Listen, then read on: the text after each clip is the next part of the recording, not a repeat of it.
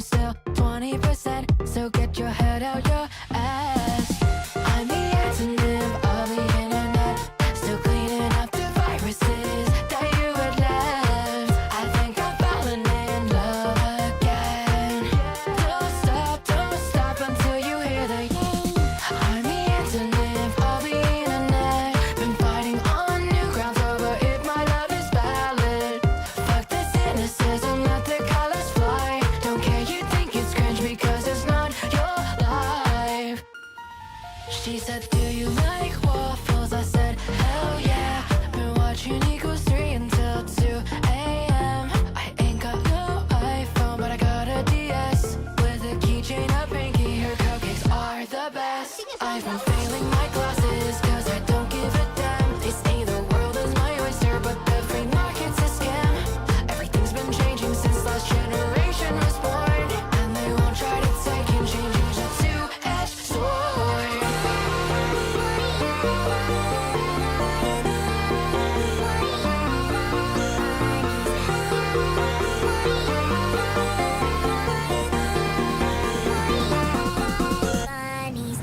I'm the antonym of the internet, still cleaning up the viruses that you had left. I think I'm falling in love again. Don't stop until you I'm the antonym of the internet, been fighting on new grounds over if my love is valid. Fuck the cynicism, let the colors fly. Don't care, you think it's cringe because it's not your life. It's never too late to fall in love with the world. Your past is not today, so set your stride with a twirl. Yeah, we've all made mistakes before, that's the fact of life. But once you restate your heart, you'll be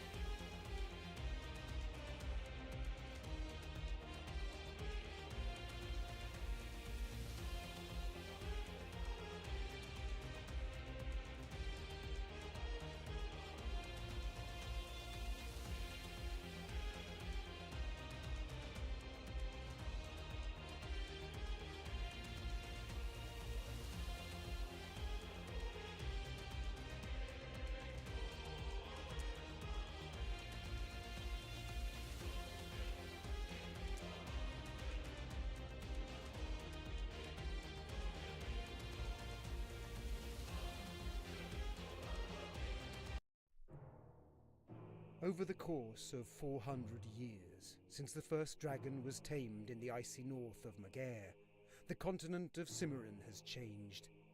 Elven magic and steel once held sway over war, but now dragons reign supreme. As of yet, southern Cimmerian has been spared the horrors of dragon fire, though that will all change with the imminent arrival of the Dragon Wars.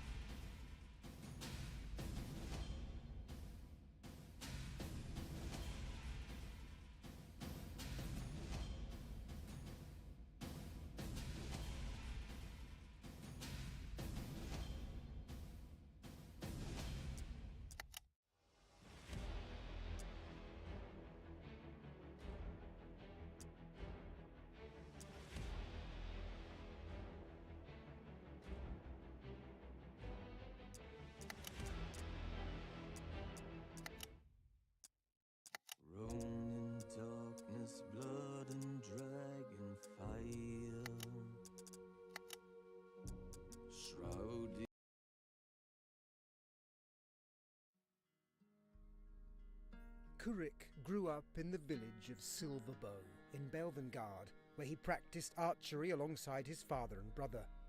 He moved to the royal capital of Galveston in the hopes of seeing dragons, a luxury not often afforded to those in rural villages. After placing in archery at the King's Tourney, Kurik was selected to join the Dragon Squires of Belvengard. He now earns his keep and is under training as a Dragon Squire to Sedelsstrom. Their king, Geraint Dragonblade, has sent them on an errand to the southern town of Tablu to solidify relations with the king of the Roranlands. Tensions between Magere and Belvengard are on the verge of igniting, and Belvengard seeks allies against the powerful North. The night before being granted an audience with the king of the Roranlands, Kurik sleeps soundly. The walls of the castle rumble and quake. Flames crackle. Dragons! From Magere! The castle is under attack!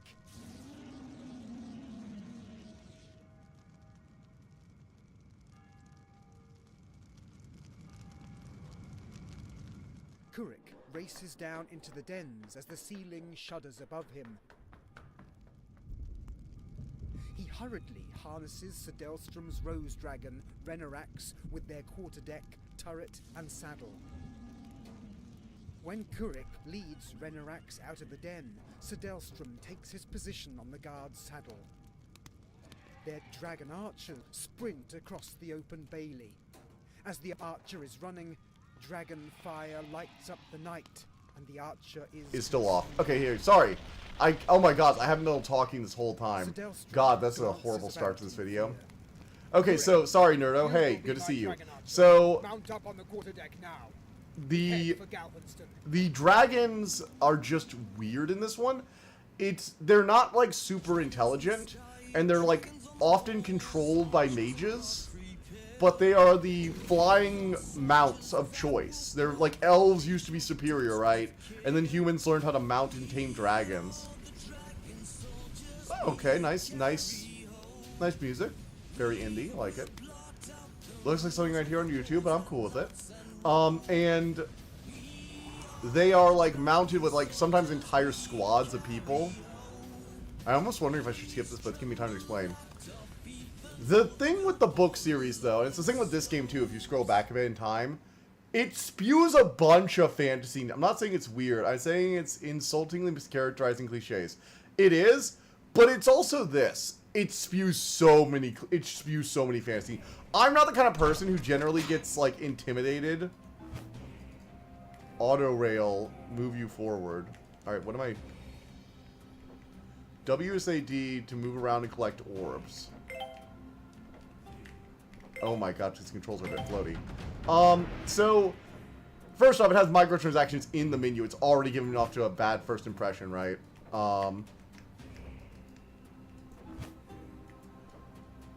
Target indicators. Okay. See, he's got like a full-on mounted crossbow on top of the dragon, which is really cool. Only Temeraire ever did something like this, where the dragons were like part of the military. See there on the left, Q. Kurik, the other way, E. I am swapped to back view. I didn't even shoot. Is it auto shooting? Microtransaction in the games looks like early Windows stuff. Yeah, I don't know how bad they are though, because it said mostly for skins, which I'm not like against, you know, skins being a thing in a game necessarily. I do like it when skins were just unlocks you got for free, and it does look like you unlock all the dragons for free by playing the story, so that seems fine. The game is pretty okay, this is a little rough. Like, I knew this was going to be rough when I even looked at it. Like, the UI and everything made it very clear. This is pretty basic, but this is, like, rough. This is like an early test game footage. Like, when I'm testing a game, and there's not, like, a lot of animation or whatever, right? You don't even have like stuff like polished out or the textures or lighting entirely right. Everything looks very flat, right? Like the buildings have these like torches, but not everything is there, it feels like. I don't know. Alright, so... Okay, so we can fire a Dragon Bolt manually now. See the reticle glow. Whoa! Oh, we gotta look to the left. Okay. Wait, it's really mostly Temeraire thing. How to Train Your Dragon is technically that, but Dragon's part of Army. Yeah, but like the dragons in How to Train Your Dragon are mostly like single riders, right? Whereas these dragons are all like, even the smallest dragons, right, are multi-rider affairs. Where you have like a gunner in like a full crossbow position. Wow, this is like very like rail shooter-ish. Enemies ahead, okay. I mean, I knew what I kind of knew what I was getting into. Dragon's part of Army and stuff, yeah. Except these dragons don't seem intelligent, which I was a little disappointed about reading the book. I was a little disappointed these dragons don't seem that intelligent. Special ability, Breath of Blindness. All enemies within a certain range are momentarily stunned by blindness following their motion attacks. So, I know that, like, dragons are mounted by mages in this deck. I started reading the book, or listening to it on an audiobook right now. I'm meaning to get a physical copy, because apparently it has, like, really good drawings, I've heard. At least from some people, but I don't know how nice they are, particularly. My F-16 Ripper nest for Gunner. Yeah, it's like, it's cool. I like it. I like they're going for the Temeraire-esque thing. And also, because it's not, like, in, like, post-industrial Europe, right? It's in more of, like, a medieval fantasy world with elves and magic. It can definitely set itself apart, because whereas Temeraire is going to have a full, like, gunpowder gunner crew, right? This is going to have a full-on mounted artillery bolt. Okay. So, we gotta use Breath Weapon to destroy them.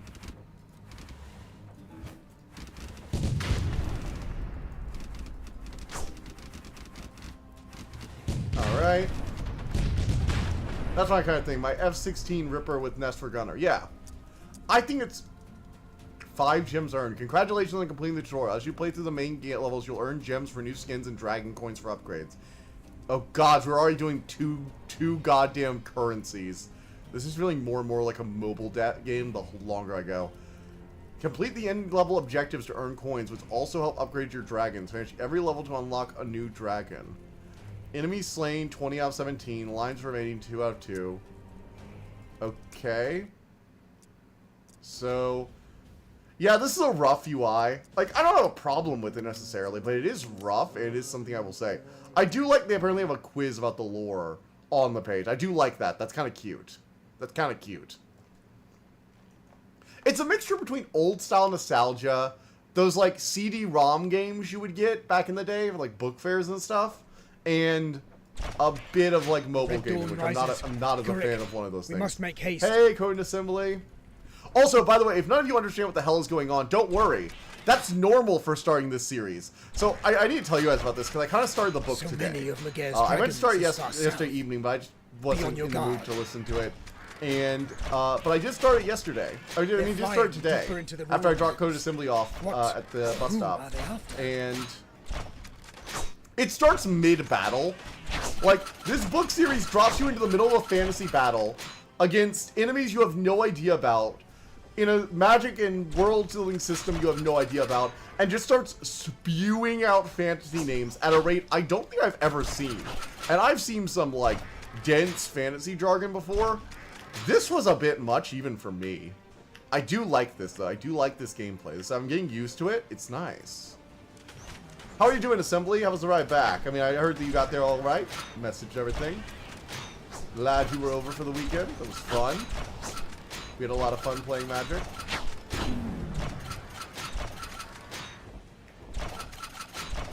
We're dodging bolts. I like how the gunner, since we're playing the gunner, so the main character of the books is not a dragon rider per se. He's a dragon-mounted archer and a squire to, like, a dragon rider, essentially. So we're not the guy with the lance on top of the dragon. We're the guy on the mounted gunner position, essentially. It's been a while since I saw any JoJo, and I keep saying Nio. That's on the bus station. It went fine. That's good. People are great. We had a bit of an adventure this weekend.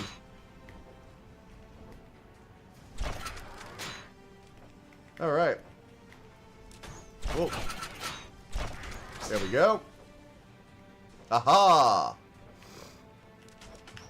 Whoa, we got trailers behind. I do like that the game is actually, like, ambushing me from behind.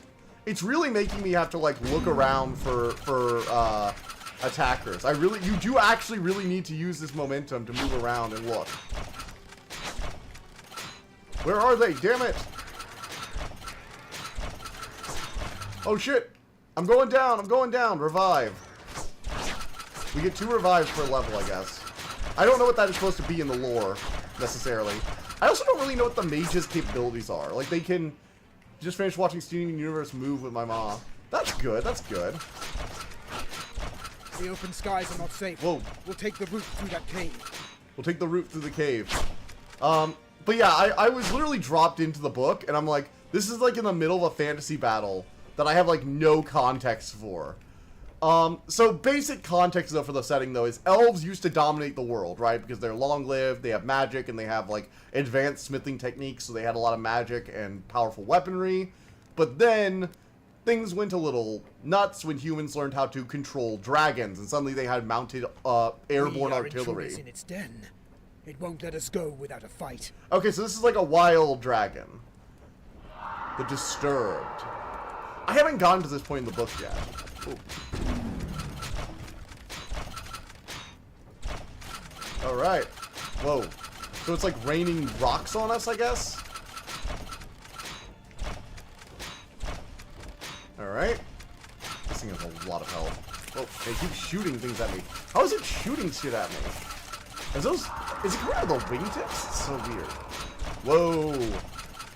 Very, very retro, right? Like having the gigantic red sign for drop stuff. It's raining rocks. Hallelujah. I don't think that's hallelujah. Oh shit, I gotta actually look around even the boss fight. Again, making you actually take advantage of the flipping camera is nice. Not all games that have stuff like this actually do that well, I find. So it's gonna take a bit for me to get used to like flipping around regularly to check the threats, but it is nice that the game is making me do it.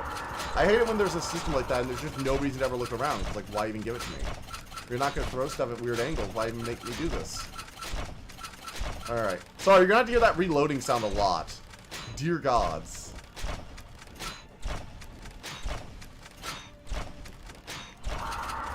Alright, we killed the Disturbed. Cool. We had one. We didn't get the no revives used, and we didn't get the all enemy slain coin, unfortunately. But we have unlocked Dragon Unlock progress. By the way, Code Assembly, this is a game. Well done, Dragon Archer. A bone dragon, that's what it was called. So, the whole thing is that there are now warring kingdoms. The kingdom we're a part of, after our lord was destroyed, we became a squire to this other dragon, this Sir Delstrom, right? And we are essentially having to deal with the fact that our kingdom is separated by these different territories. There's this vast, like, implied to be kind of elven forest that separates our land. And also, there was this, like, massive lake of fire, which I'm guessing this, right? This endless wildfire of magma and molten rock. And the two major landmarks separate the land and cause the once united nation to be very divided. Sort of a bit like how the nation in the Grishaverse series was initially divided by that massive sea of darkness with the weird bat monsters. And it created this, like, cultural divide where the king felt that his influence on the eastern side, right, was slipping. So that's like, so imagine that, but like double the regions, right? So it's now divided into like 4 major territories. I like the vibe. I think the vibe is pretty cool. So starting the track, you should upgrade before your next fight. Okay. We have unspent dragon coins. So we can spend coins on Reaper's Pulse. Each level decreases the time required to crank the ballista. So its reload speed increase. This level increases the speed at which the dragon is able to adjust position. So it allows us to move quicker by 10%. This one increases our health. We have 1 coin at the moment. We need multiple coins to do advanced stuff, and then expert. I'm imagining these special coins we eventually get for like something else later. Okay, so let's go ahead and increase our reload speed. I think that's good. Alright, so to the Tristan Fields we go. But yeah, I think it's interesting setting. It's just it threw a lot at you in the first, like, chapter. There is so much going on when the book starts. I actually had to restart the audio recording 3 times. and that was like the first one was I was trying to do something else, like do some dishes while I was listening, and the next time I was like, no, okay, fine, I'm just gonna listen to this, and I still had to restart it midway through because it threw just so many fantasy terms at me in one freaking go that I could not keep up.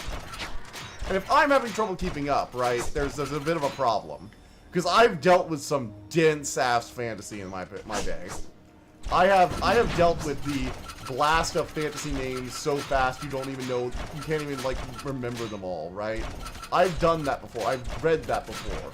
I'm no stranger to the way that this kind of thing goes. They've taken the walls, Kirik. Prepare for battle. But it's a different story when it's just, like, no preparation. You dropped in literally mid-battle and forced to learn a dozen new names for characters who may or may not ever come back, right?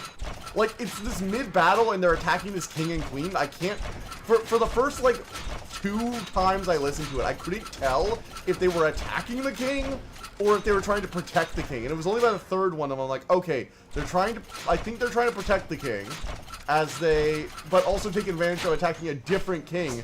And they kept using king and queen for like 2 different sets of people, I think. It was deeply confusing first chapter. It was a deeply confusing first chapter. And it evens out a bit after that. It gets better. But it was, I could see people, like, starting the book and just be like, that's not for me. This book is not for me. And I'd be like, yeah, that's 100% fair. That's fair. This thing is, it's not even that dense, necessarily. It's just, a lot of the information is thrown at you all at once without any context. And I'm a little frustrated, because one of the reasons I decided to check out both this book and this series is I found the game, and I thought it was like, a lot of people were talking about online in some Reddit forums and stuff, you know, Dragon Reddit forums and online places where you talk about books, Goodreads, for example. They were like, oh yeah, it's kind of like Temeraire. And like, it is. It has some definite similarities. They use the dragons in military combat, the way the dragons, oh god, I need to revive. The way the dragons are utilized with like entire squadrons of humans, as opposed to like a singular magically amplified rider. There's a lot going on to like.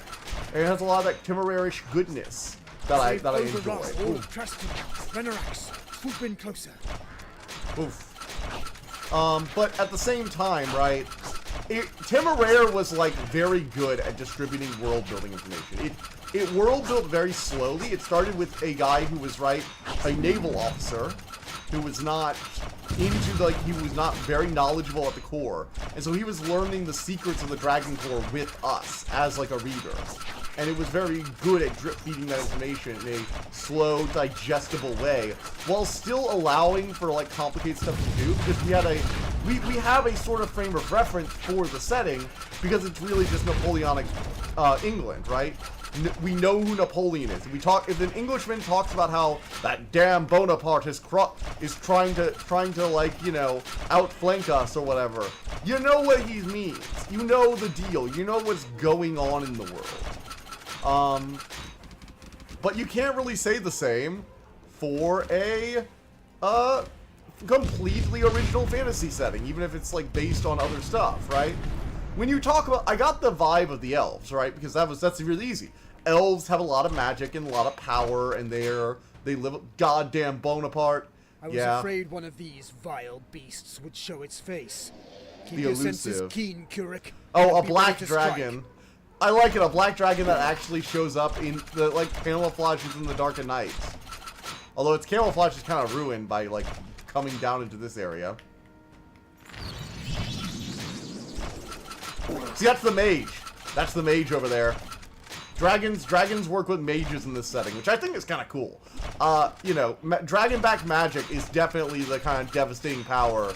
Like, it's the reason the Dragon Riders and Aragon Rider are so devastating, is because they can not only draw on the strength of dragons to power their magic, but they can also do it from aloft, which is just really dangerous.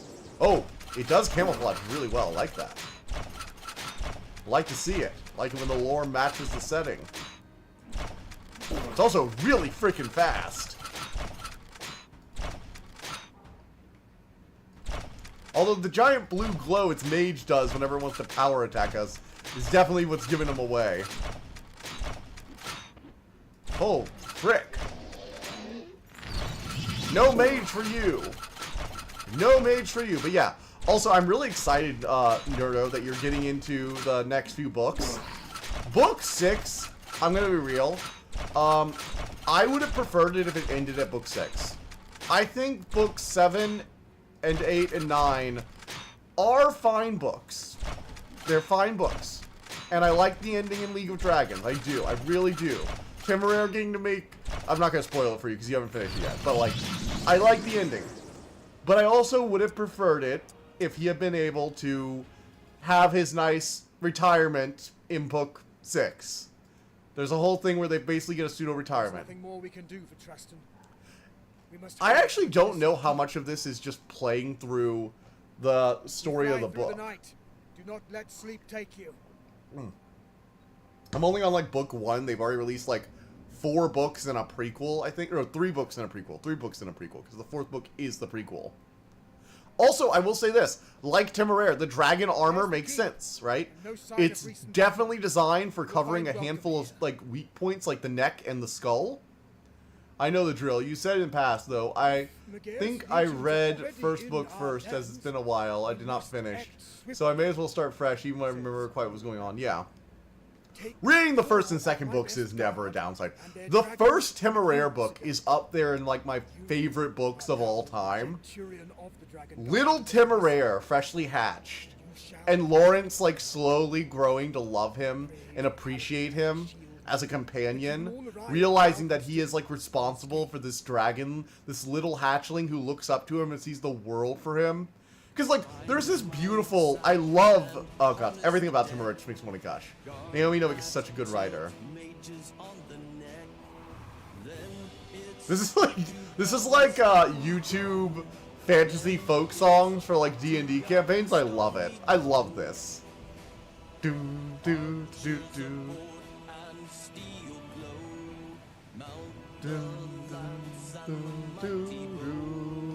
Apparently the books have artwork, and I'm not sure how much of this is literally just taken from the books.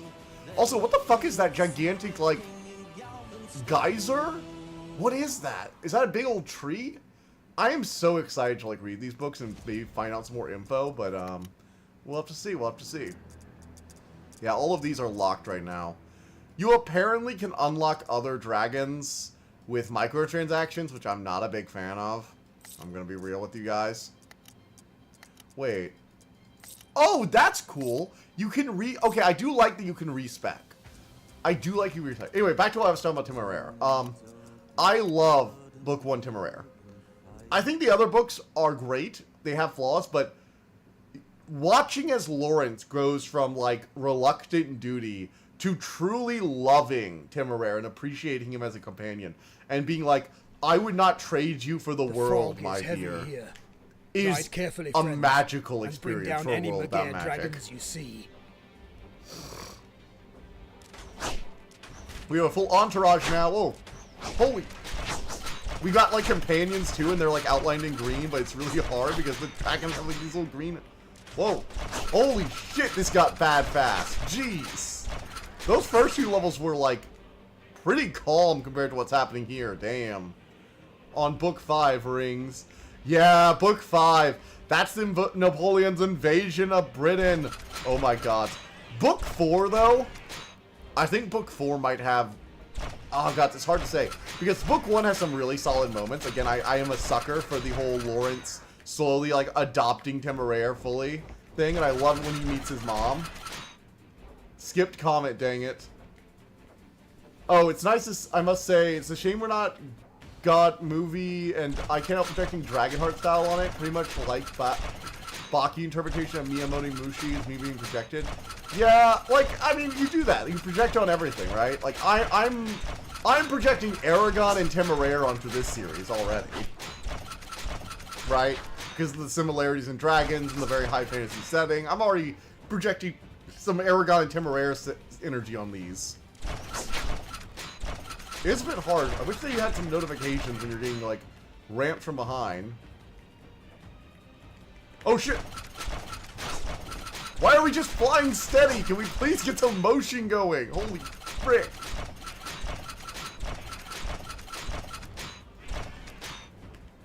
Oh, boy. Get him, get him, get him, get him. Jeez. But yeah. No. Book 5 is great. And it follows off Book 4, which the ending to Book 4 is so good. Oh, man. When Lawrence goes to France, hands over the mushroom cure, and Bonaparte's like, you have done my citizens a great service, because by this point, Lien has, like, Lien has started, like, integrating Chinese dragon tactics, right? Where dragons are now, like, full citizens of France. I just think whatever we saw in Dragonheart would work very well in adapting from the Rare universe. It would probably look like they had been adapted back then. Probably, but you would have to, like, not make the dragons the last dragons, right? You need a lot more dragons. You need a lot more dragons. Oh my god, so this is actually pretty good. I gotta say, I was a little bit worried about this game at first, but the gameplay is surprisingly good. The sound effect is annoying as shit, and I really wish I could turn off that reloading sound effect, because holy frick, it's annoying. But it is very engaging, and I feel like I can get good at this game. The mist I've never seen a game where a mist really does screw you over so much. I really need to pay more attention to my radar, though, because that's showing where the dragons are, and I'm trying to find them. I'm trying to use my dragon sensory radar in order to, like, find out where they are. Keep a wary eye, Kurek. Come on. Flip through, flip through. Whenever Lawrence talks, I keep reading it in Bowen's voice. Oh, dude, you haven't listened to the audiobook. The guy who does Lawrence is, like, really good. Oh, shit! The Unseen can literally turn invisible. That's broken as shit. Yeah, in aerial combat, turning invisible is broken. Kurek, don't let it out of your sight. Yeah, that ship is kind of sailed, I'm sorry to say. It's turned invisible. Oh! There it is.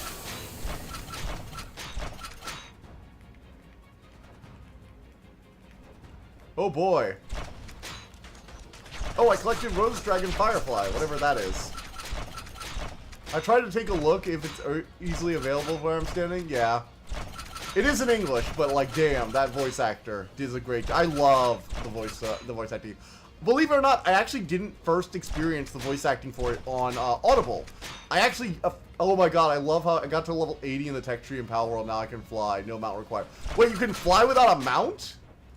Like what, full Iron Man armor? What do you have, like Iron Man armor now or something? I'm so confused. How do you fly without a mount in Pal World?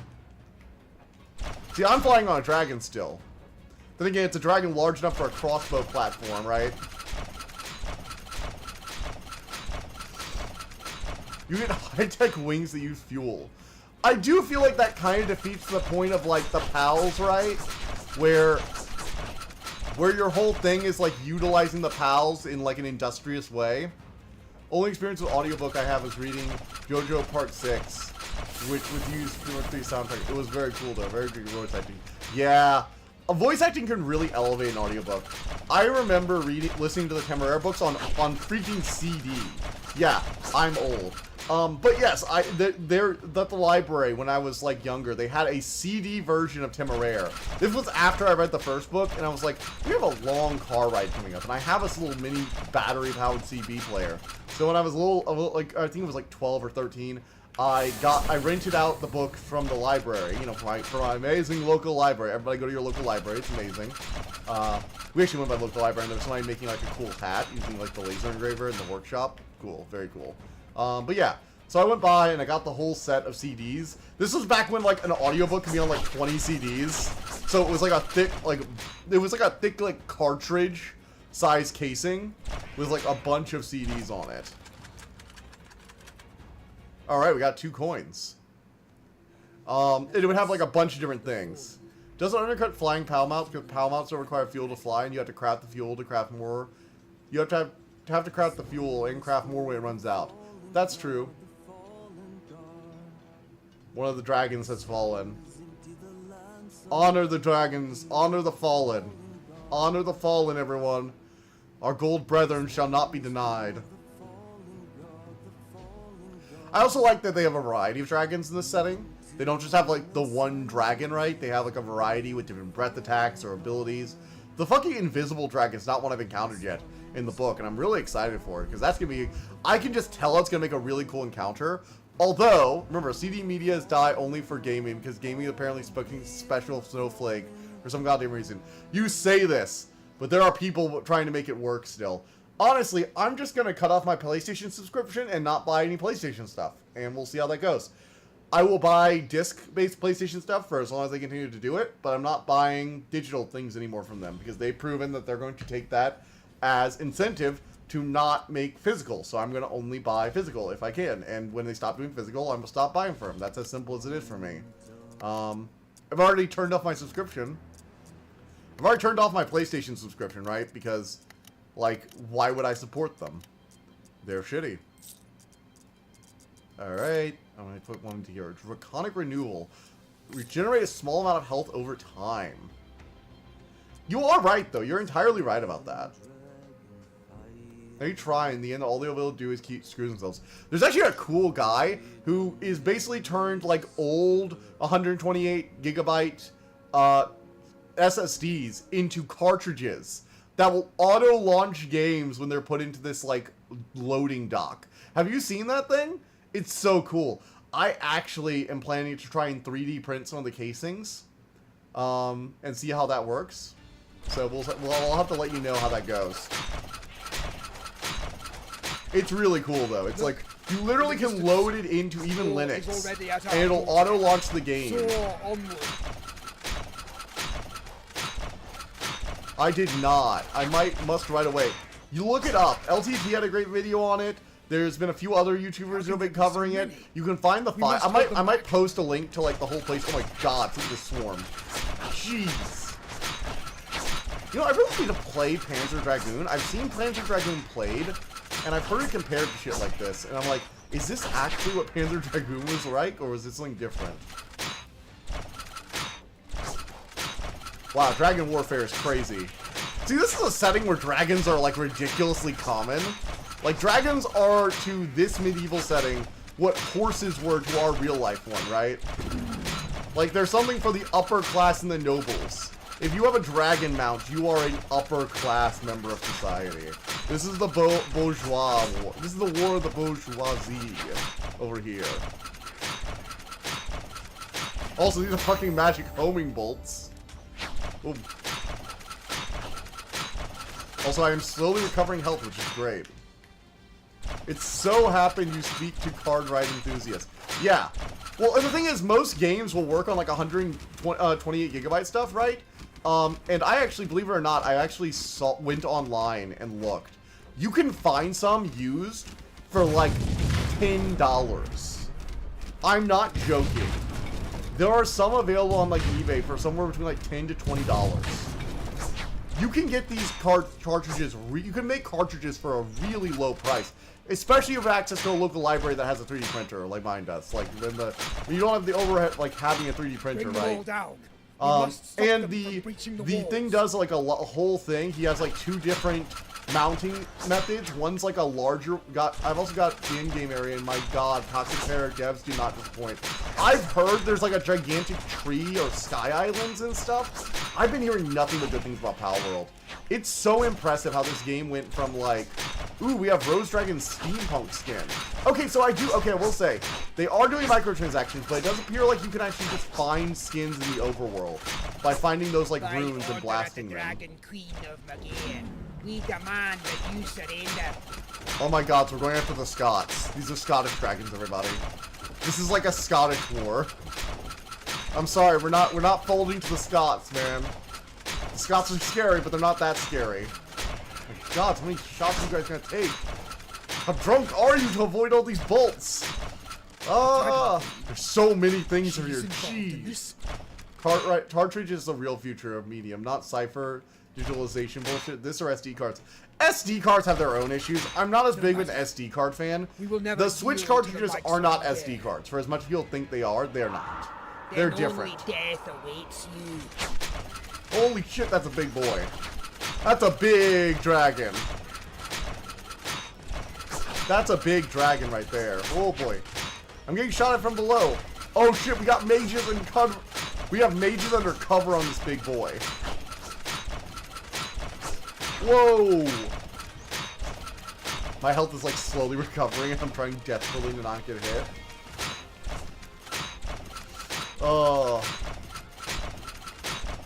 I'm just getting shot at from below randomly. There's so many dragons in the air behind me. My radar was just like crazy for a bit. It seems like they mostly... Oh, every once in a while I get these magic missiles shot at me. Jeez. These are like dangerously magic augmented arrows or whatever. They at least got big storage, so they have that going for them. Although they may combine these techs. Surely got the best of both worlds. The problem is it's different tech. SSD memory is different than flash memory. And SSDs are a dramatic improvement over flash memory when it comes to read-write speeds, which are important for games that want to preload a lot of stuff, which is actually helpful for things. Like, I do think SSDs are the future. Now, I do think SSD cards or SSD, like, you know, like SSD, not bricks, but, oh god, I'm trying to think of, like, NVMe. NVMe, like, easily removable NVMe drives, I think are the future. That kind of shit. Especially mini NVMe, that's like a form factor. I don't know precisely, though, what tech Switch games use. I don't think they're just SD cards. They look a little bit too advanced for that, and they don't really have the right form factor. But they might be-ish. I'm just not sure. I don't think they are, though, because the games seem to load quick enough. They load things too quickly for it to just be SD cards. Maybe I'm wrong, but I'm nearly positive not SD cards. Actually, I can probably just check while this cutscene is playing. My Dragon Guard were hard Okay. pressed fighting off the attacks here, and we commend you for The aid King provided. Dragonblade. However, Nevergrace has Fallen under again Mogarian control. and unless the Never is reclaimed soon, I fear Here that it will be use used the as an outpost for the North's North's legions. and their reinforcements. See, this is a fractured country. If you are willing and able, you shall lead the charge over the Lake of Glass Let's see here. and restore Nevergrace to Belvengard. I yearn for nothing more than to drive this Are enemy they far SD from our cards? lands. Renerax, my archers and I. Let's see. But yeah, I do think cartridges are the future, because you can store essentially a hard drive, right, on them. The forest green rose all red. The scales of the sun. Okay, so it looks like they use a similar non-volatile flash memory, but they're not SD cards. So there's some kind of like custom SD card. It must have like a better read-write speed and a higher, or no, it probably just has a read speed because the SD cards probably aren't designed to be written to, right? That's probably how they're preserving the data, I imagine. Because if it's only reading, it probably doesn't wear it out as quickly. Because you don't save files to your Switch cartridges, right? So I guess that kind of works for them. I cannot believe I actually can't believe they're using just like SD card technology. That's insane. Again, they aren't the same. They're using something that's technically different, but it's using the same kind of memory. There's some kind of non-standard form factor. For everything Shady Nintendo does, you can always find something amazing about them, like cartridges. I mean, you say that, but they're also doing the whole cartridges are just a license key, right? They're also doing the whole dragging, that the cartridges are just an SD card. Okay, I have Steam. Ooh, I like the steampunk Sin. The Firefly, I like the steampunk. I like steampunk. This says steampunk. This actually gives me more like Chinese vibes. It gives me like Orientalist, like, right? Like this is very like, you're like a Chinese dragon with gold filigree. I know, sadly. And again, I have my reasons, right, why I'm never going to have a, why I'm unfortunately just not going to have a Switch 2.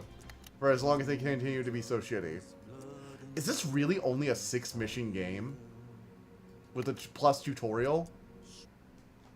Wow, what is it with me choosing, like, really short games? Like, I knew this was going to be short, because it's basically an advertisement for a book, right? But I didn't realize it was going to be this short. Are we almost finished in, like, an hour? Hey guys, let's see if we can finish this game in a single hour. Dragon Knights, Guard, and Archers of Galveston, let us destroy the menace that plagues our skies. Alright, let's go. Whoa. I might use some like extra runs, right, to try out unlock some new dragons, that kind of thing. We'll have to see.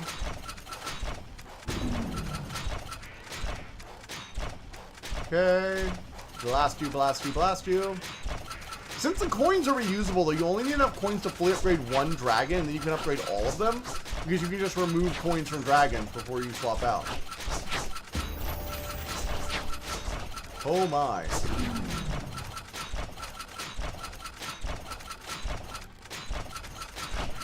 Alright, let's swat him out of the sky.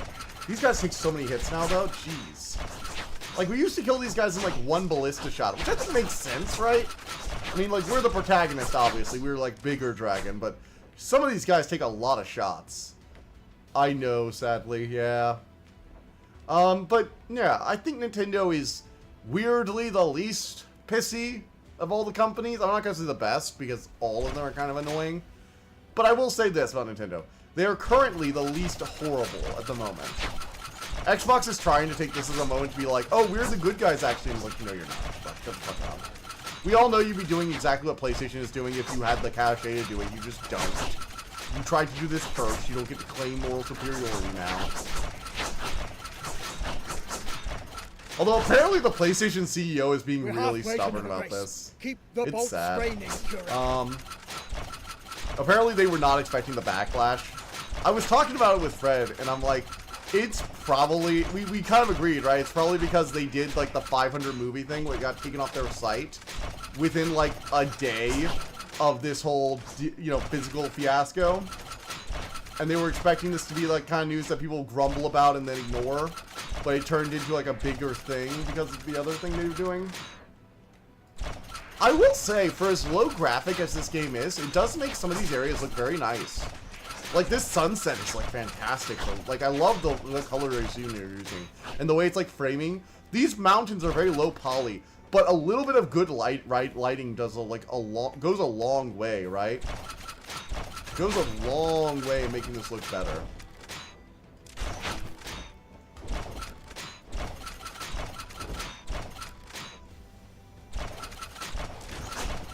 Goes a long way making it look better. We're stubborn about emulation and lawsuits. Yeah. Well, we'd be stubborn about emulation and lawsuits. I mean, like, don't get me wrong, even if they do this, and I think PlayStation really does think the death of physical is going to save them. Oh, it's going to save us all these headaches.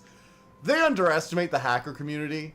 Like, Northern Xbox, reaches of Belgium. did you hear about recently? The almost Xbox there. One was finally decrypted. So for a long time, the Xbox One was thought to be like homebrew proof. It was unhackable, likely due to the fact that a lot of its systems were based on early DRM heavy versions of its like E3 when they was like, oh, it's gonna be always online. Prepare. The twins, Ice and Fire twins.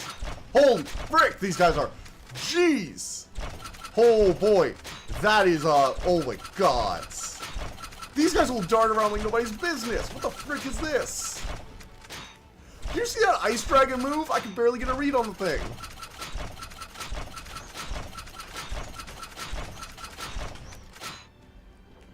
Wow, these guys are actually moving.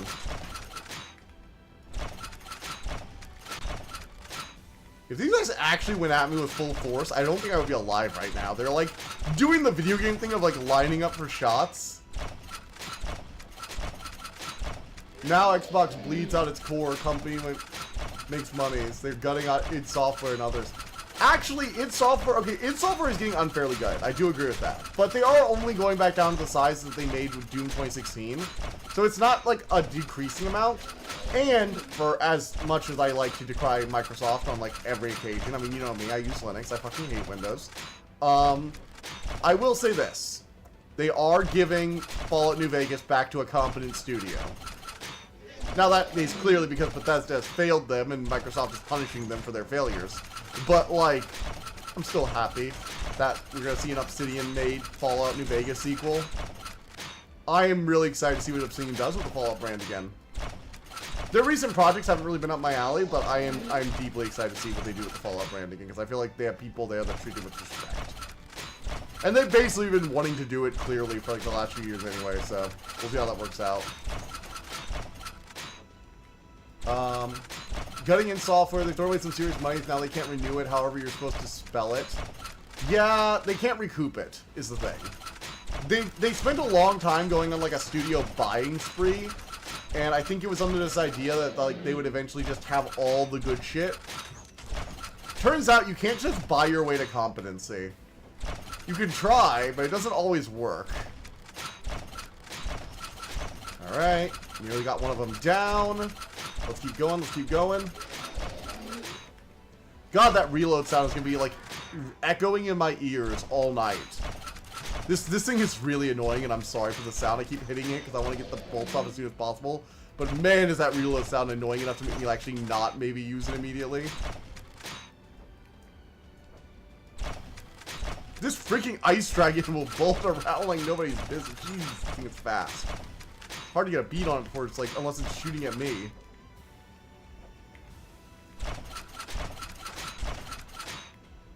Oof. Certain bubbles burst. Reality check for the monopoly they wanted to build. Yeah, I mean they wanted to turn Game Pass, right, into this like this service that everyone needed, right? Like give it Call of Duty, give it all the big AAA releases like Doom. And to be fair, they did actually tend to buy companies that were pretty good. Like they weren't just buying random companies just to buy them. But still, it was a pretty cheap way to try and force their way into relevancy again. The thing is, they didn't do exclusives, and even Sony has kind of realized, right? For centuries, its towers and People stood watch over our borders. Even Sony has realized that if you put games on PC, people will just play them on PC. Because they don't want your ecosystem. That is actually the bigger problem, I think, that people are overlooking with the physical disc. It's not so much the destruction of, like, emulation, as it is the closing in on Sony's ecosystem with something like Nintendo's. Her mount, Shadowmar, so enormous that her wings can span all of Castle Dashtok.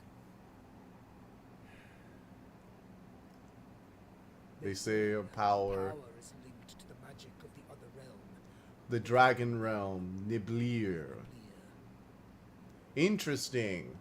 Dragon Realm magic. 6 good gods and the dragon that she is not at the outpost. But if we must do battle with her, well...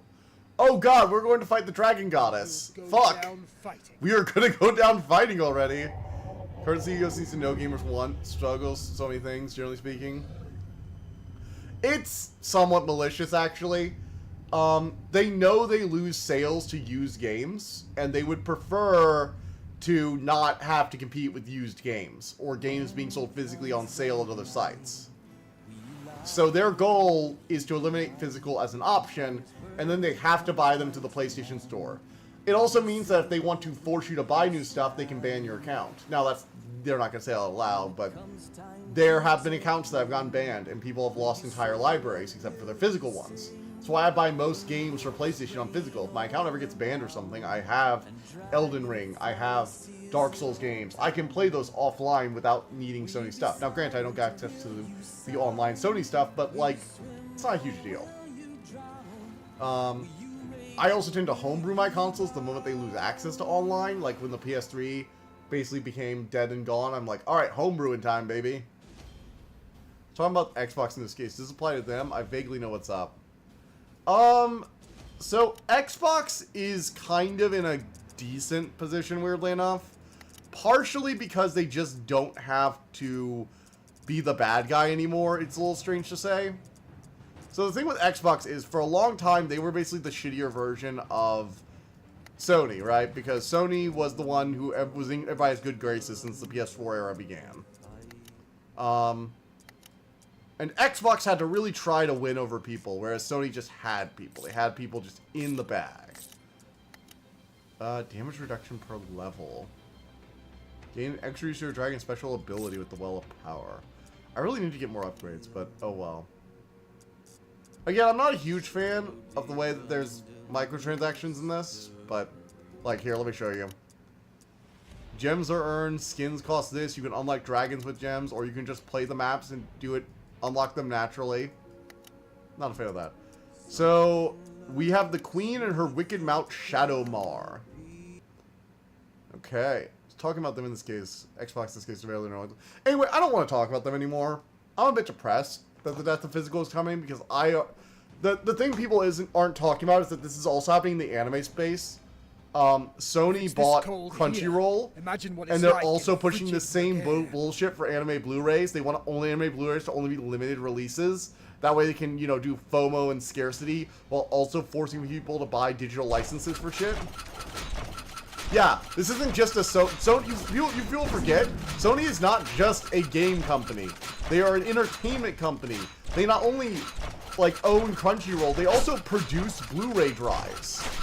They are one of the few like producers and sellers of Blu-ray drives. They have an immense control over the physical market, and if they start trying to push the physical market to death, they could do immense damage before they are stopped. Which is why I hope this PlayStation one fails at the gate, because it'll disincentivize them from continuing with their other plans. There's a whole thing going on in the anime community right now where Crunchyroll is going to have less Blu-ray releases or less Blu-ray sales, and older ones might be delisted and no longer sold anymore. So be aware of that, and if you want a series, now might be a good time to grab it. Look, we all know that piracy is going to increase because of this, and Sony's going to use all their bullshit tactics to claim it's not their fault, but it's going to be. Anyway, that was the last thing I just wanted to mention, because I had forgotten to mention earlier, but yeah, I don't want to talk about Sony anymore. They piss me off a bit, and I'm like, I would rather talk about this Dragon game, which is, you know what, for all the microtransactions in the store, everything seems to be unlockable through normal gameplay from what I can tell. And although the levels are short, it's a bit much for $10. I'm not sure I would buy this at $10. I'd probably wait till it to go on sale. Afraid we'll find no allies who are still alive. Yeah, probably not. I'd probably wait for this to go on sale if you guys were going to buy this game. $10 is a bit steep for like 6 levels, a tutorial, and some alternate skins and dragons you can play the levels with. It's a bit steep for that. Oh, they're behind me. Shit. Don't be pissed off on Sony. Be on the masses. Let's see it. Apparently the masses have actually not been okay with this recently. And also, I can't be mad at the masses because, like, I've bought digital games when it was convenient. You know, I've done this. Now, granted, I buy mostly digital games, but I've had days where I'm like, I don't have time to go to GameStop or to, like, Game Exchange or to order the game. When I decide to play something, especially when I change my stream topic very quickly and I need a copy that for a game that I think might stress my PC. Haven't done it in a while, but I remember, what was it? What was one of the games that I bought digitally? I think, Flintlock. I believe I bought Flintlock digitally instead of physically. You know, Flintlock, The Siege of Dawn, I bought that digitally. So I can't be too mad at the masses who are like, yeah, I'll buy some physical games, but I'll also buy some digital. And people are like, oh yeah, 70% of game sales are... Oh god, we're back to talk about this. I don't want to talk about this anymore. Look, I get it. It's a big issue right now, but there are plenty of other popular creators talking about this shit constantly. It's depressing, and I don't think there's much I can do other than cancel my PSN subscription, which I've already done. So I think it's a good time to change the topic. So what else do we have? Oh, right! So I found a new book that I'm going to be reading. It had like a lavender kind of pastel purple dragon on the cover. It looked really cool. It's this whole thing where dragons are hunted constantly. It actually reminded me a bit of like Dragon Rider, like the old children's book, right? With like the brownie and everything. It was really cool, actually. So the whole vibe of the book is very... Dragons are like almost an endangered species now because they've been constantly hunted by humans. You know, very Dragonheart. I mean, it's about time for some resistance shade changes. Still not strong. Let's move on. Yeah. No. Definitely vote your little wallets. Don't help Sony. But yeah. So what was it? The Tales of Talons. Tales of Talon. Basically, this dragon loses everything. He and his brother have to flee to this distant forest after their like entire family is slaughtered by dragon hunters. And while living there, they encounter a human. Oh shit, that's a big boy. The sensation of pure malice lingering in the That's air. a big boy. That is a big boy. That's like Shuriken. Remember the Tales of Shuriken from Aragon? How he like cast a shadow over the entire Varden army while they were set outside the city?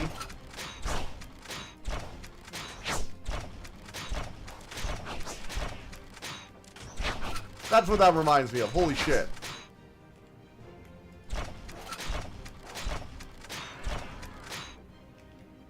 But yeah, so I found that new book and I'm like interested. I'm interested to start it.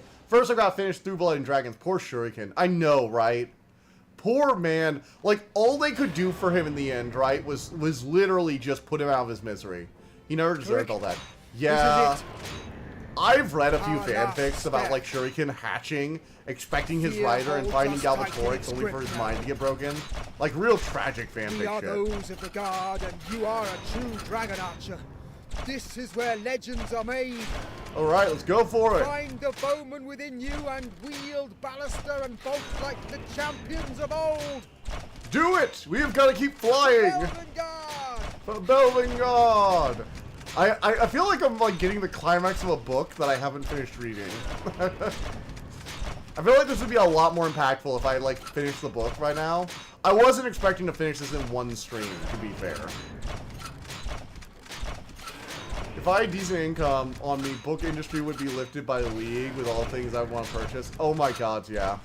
I'm fortunate. I cheat, right? I go by the library as often as I can, but sometimes there are books you can only get from other places, like Audible exclusive stuff, or which is a lot of Rachel Aaron things for me, or this book, which is only sold on Amazon, so I had to order a copy because it looks really cool, it looks really fun, and I'm interested. It already has a sequel out. It already has a sequel that just came out. It came out like the beginning of last year. It also doesn't have a lot of reviews, right? So I want to review things that don't have a lot of reviews.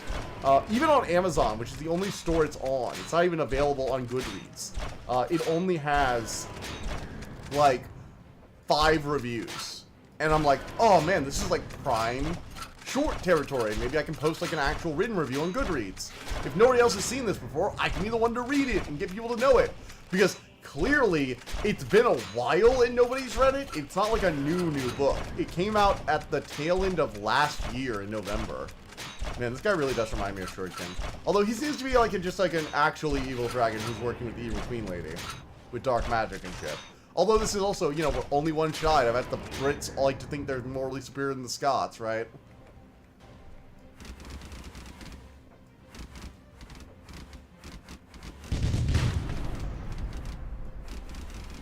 But, you know, history is written by the victors.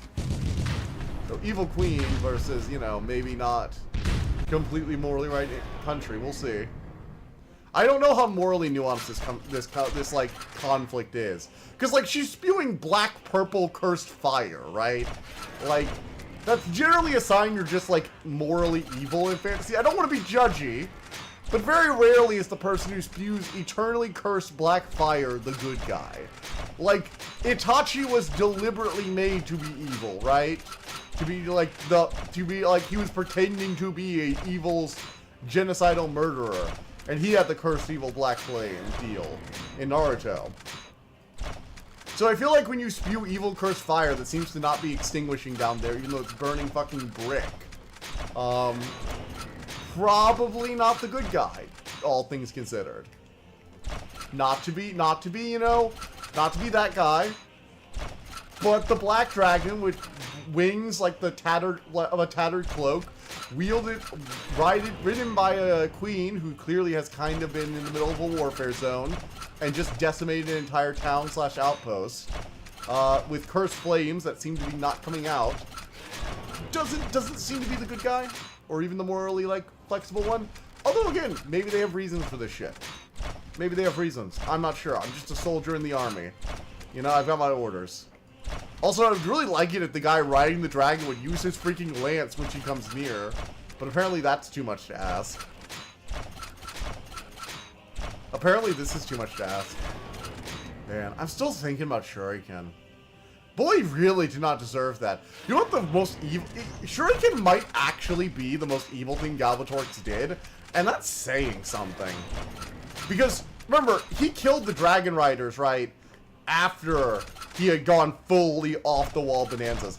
But he was somewhat lucid when he bound Shuriken, and he killed Shuriken's like, actual rider. Like, it's implied that, like, he corrupted the bond so much and, like, tore him from his awaited rider, right? Like, Shuriken was just in an egg, waiting for the one who would be right to him. And Galbatorix had to have taken him near his hatching when he was gonna, like, finally find the person. And he slew another rider to do it. Like, he fucking was like ran off into the woods, blood in hand, all like that's how the story goes. I doubt Lance would be affected. Like Pokemon. I mean, it's a glowing red lance. I'm assuming this is some kind of fantasy metal bullshit or like imbued with magic runes, right? Otherwise, why fucking even have it? If it's not going to affect your enemy, why would you even carry it into battle?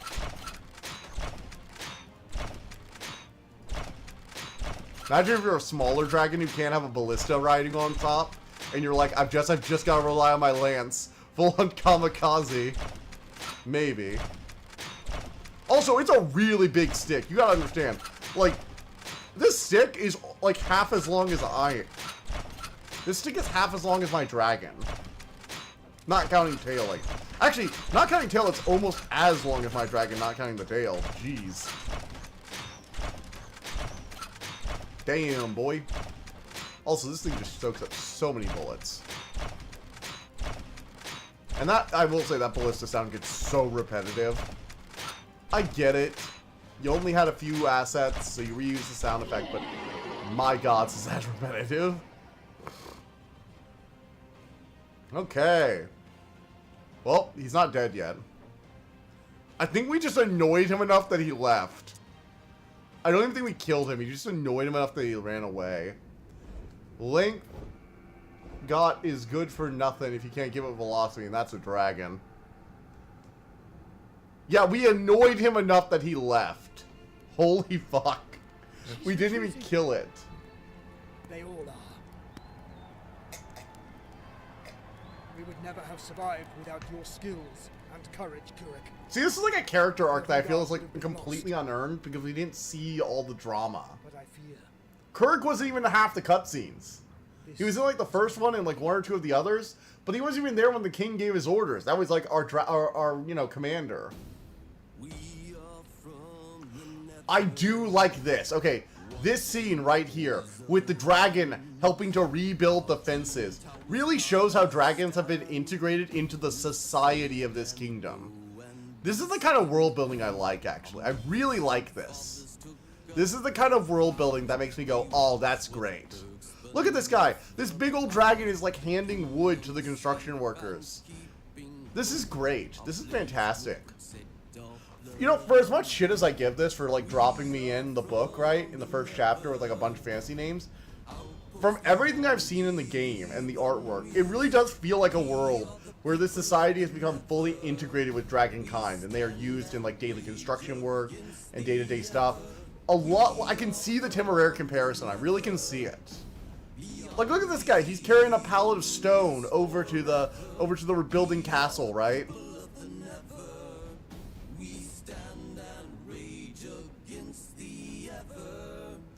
I can see this world catching me. I can see it so clearly. But every time I've tried, when I started the book, it just didn't capture me the way I thought it was going to. Oh boy, we got something. Wait. This is like an in-credits stinger for another book or something. Like Last Divinity Conquered, Elon Musk and all that reports. Cimerendon. I mean, maybe they are. Lost. Cimerendon is lost. Oh, I thought we just saved the town. The fuck? The entire kingdom is lost now? What's going on?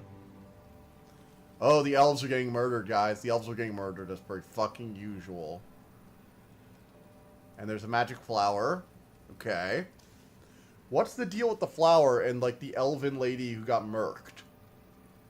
Looks like she wasn't just murdered. It looks like her heart was ripped out. Like somebody, like, cut up her chest with a dagger and ripped out her heart. And now we're focusing on this blue flower for some reason. I feel like I just got the tail. In The Forged and the Fallen, Book 1, Through Blood. Yeah, so this is literally a trailer for a dragon game. For a dragon book. I will say, the ending hook was pretty solid if you're trying to get people to read the Dragon Book series. The idea that maybe our character is going to go up to this northern thing, defend against this powerful dragon, have a victory, and then we're like the last outpost of this conquered kingdom, right? So while we're away defending this final outpost, our entire kingdom gets conquered. It's a nice hook. I like it. This is where the book is going to be going. It's going to be really cool. I'm excited. I do think this game was a bit short on content, but it clearly is like a cereal box style game, right? Sort of like how Quake's Chex Quest, right, was just an ad for Chex. This is just an ad for Dragon Book. For Through Blood and Dragon. We also unlock a new dragon. Okay, so each time you play the game through with a dragon, you unlock more dragons. How many times are you expecting me to play through this? 1, 2, 3, 4, 5, 6. They want me to play through this game 8 times to unlock all the dragons? Dear gods. Oh, and you have to unlock all the skins again, of course, because they're not... Oh, I gotta say, some of these skins do look pretty cool, though. Digital skin. That looks nice. I like it. I will say, they put some good work into the dragons and their appearances. But, all in all, it's a little sus. But Chex Quest was free in specially marked boxes. That's my point, right? It's $10. That's a lot of money. Chex Quest is bad comparison because there was a legit game behind it. It was a total conversion mod. Yeah, but this is a legit game. It has a full-on mode. You have lots of different options to replay it. It has 6 whole levels and a tutorial. I think there is a legitimate game here. I'm not saying this game is, like, not a legitimate game, right? It's just, it's a lot. It's a lot to ask for $10. I think if this was, like, $2, right? Or $1. Like, enough to pay the artist. Or enough to, like, after you get a few hundred or a few thousand, like, people playing it, you pay for the artists and you pay for some of the other stuff. I get that they probably didn't expect a huge number of people to buy it, and they want to justify its existence. $5 even. Yeah, even $5. Even half of this price would make it more justified than the $10 price tag. It's a lot to ask. Legit. Not the one you play to do suffocation, boredom, or other thing, but unironically enjoy. It's a good game for what it is. I think that they definitely spent their time on building an actual game. I like the cutscenes. I like the little, like, dynamic images, right? Like the kind of animated background images you have on your wallpaper screen. And you have, like, you know, those, like, slightly moving images. I like all of that. I think all that's good. But it's $10, and then they add microtransactions. And I think that's the part where I'm like, this is a cash grab. This is a bit of a cash grab. They do have a quiz on books 1, 2, and 3. But I have not even gotten to chapter 18 yet in the book. I feel like I've already had the first book a bit spoiled for me. But I also didn't understand what was happening here, so I don't think I'm too spoiled, right? I do think I'm going to go through it with the other dragon and see how much the Mist Dragon's Shroud of Mist. See how this affects it. You know, play some of these. See, we could probably unlock one more dragon, so I'm going to try and unlock one more dragon. I'm not saying it's a bad game. I'm saying you underestimate how potentially cool it was to get Chex Quest from a box. That is true. Chex Quest is a lot for free. Okay, how about this? It's a lot like Pepsi Man. This is actually a better comparison, because I think you actually had to buy Pepsi Man. It's an actual game you had to buy, right? It's a lot like Pepsi Man. In the sense of, it's an advertisement to you. We must make haste. This entire game is not a complete experience. Its entire purpose is to get you to buy a book. This is an ad, So many plain of and simple. dragons is far south. Be on your guard. This is an ad, plain and simple. It's a fun ad. They're It's a flying very deeper into the engagement wilderness. ad that allows you to actually have some fun with it, right? I think it's fun. I would definitely do. Pepsi Man, but good. Pepsi Man was kind of shovelware, yeah. This is actually a much more complete experience than Pepsi Man ever was. I fully agree with that. But I'm not sure how much Pepsi Man was, but I also don't think it was $10 goddamn dollars, right? Like, it's a lot of money for what you're getting. If I weren't already reading the book and planning to do a review on it and needing this as like, this is like good footage, not gonna lie, all the animated stuff is gonna be good footage if I do a review on this game, on this book, right? And I can mention the tie-in game. The tie-in game on its own, though, is just not worth it. I can't in good conscience tell people, hey, you should buy this, right? If anyone asked me, is this game worth it? I'd say, If you can get it for half off or free, sure. If I could get this for $5 or $2 or $1 or free, I think that'd be fine. I just personally, I'm like, it's an incomplete story. It's not even the entirety of the first game, right? It's like a stripped down version of book 1. Where you kind of need the book to understand what's even going on. Clearly. And on top of that, it's also, right, a paid $10 game. I'm gonna restart level. I want to try and get all the gem. I want to try and get all the coins on this. And I think that's what really pushes over the edge for me. It's not any one thing. The microtransactions aren't a deal breaker on their own because you unlock everything. We must make haste. It being an ad is basically what I expected already, so that's not a deal breaker on its own. You know, the stripped down story makes sense because it is just an ad. It's to get you prepped for the book, to see you interested in the story, to kind of maybe get people involved.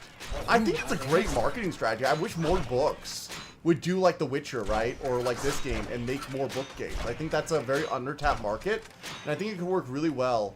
Were you expecting a book tie-in game to have good writing? I mean, it doesn't have horrible writing, but it's not great. I mean, I wasn't...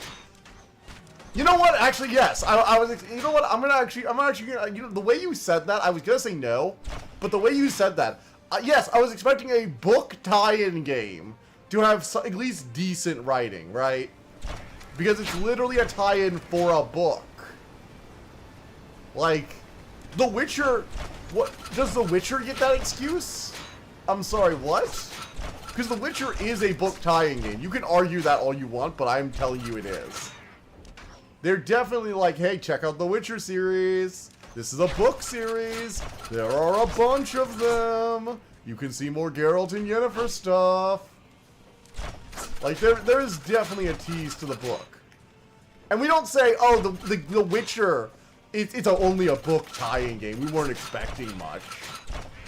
Like, even if we weren't expecting much back then, we were expecting much now that we've seen the heights to which a book game can go.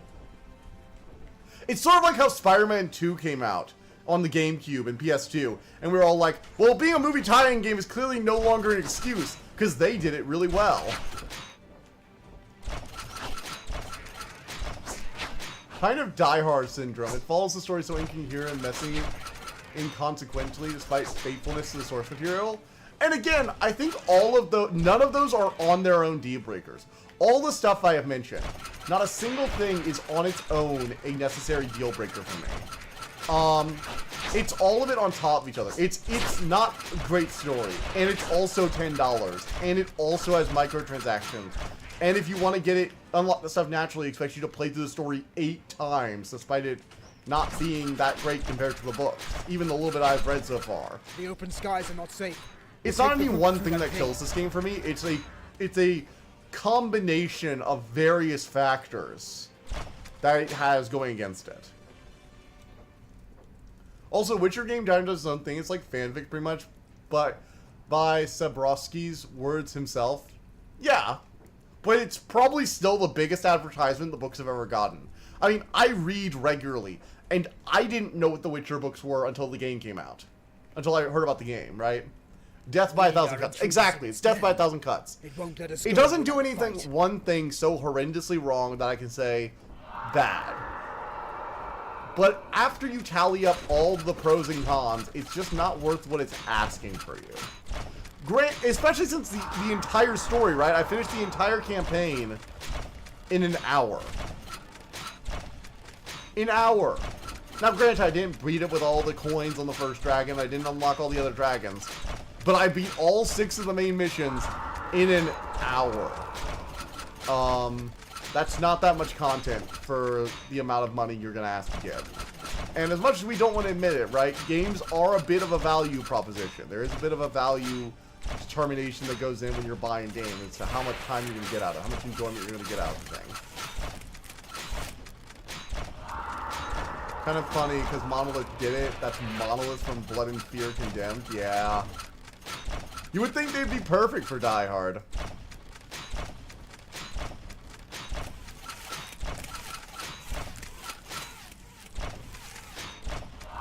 Alright. We're gonna get this. We're gonna get it. We've almost got it. We almost got him. There we go.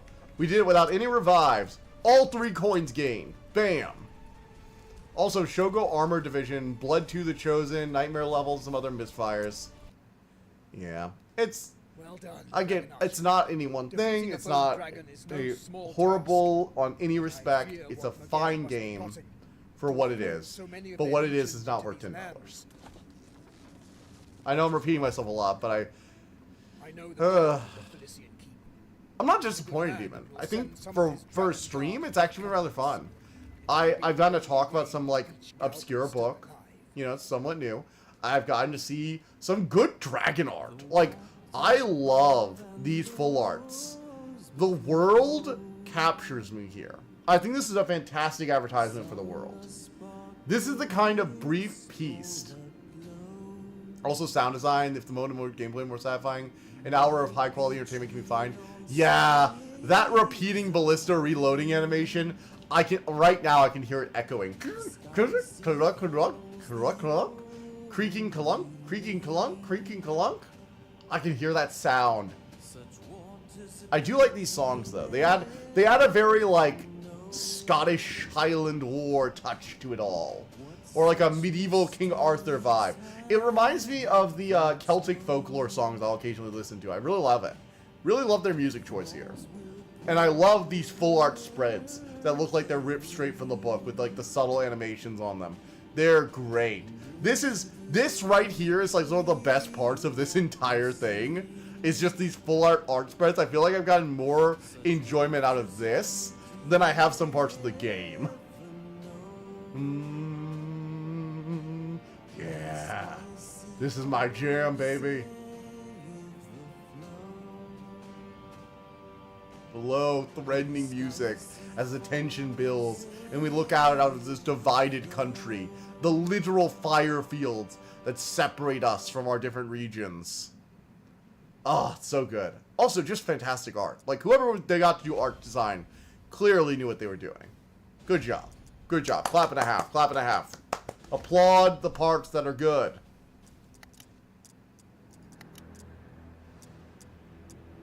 You know what? And the 3D model designers, you guys did great work. I think you did a great job with these skins. I think you did a great job with the dragon arts. Like, look at this bone dragon right here. Look at this boy. This is a beautiful dragon. I love the sunken cheekbones. You can really see it's not made of bone. It's not like a bone turner where it has like bone armor. It's just so it has such a naturally emaciated image. It reminds me of Fred. Reminds me of Code and Assembly. This is you, Code and Assembly. You're the bone dragon. By summoning their inner spirit, the bone dragon toughens their hide, and this protects them from all attacks for 5 seconds. Lol.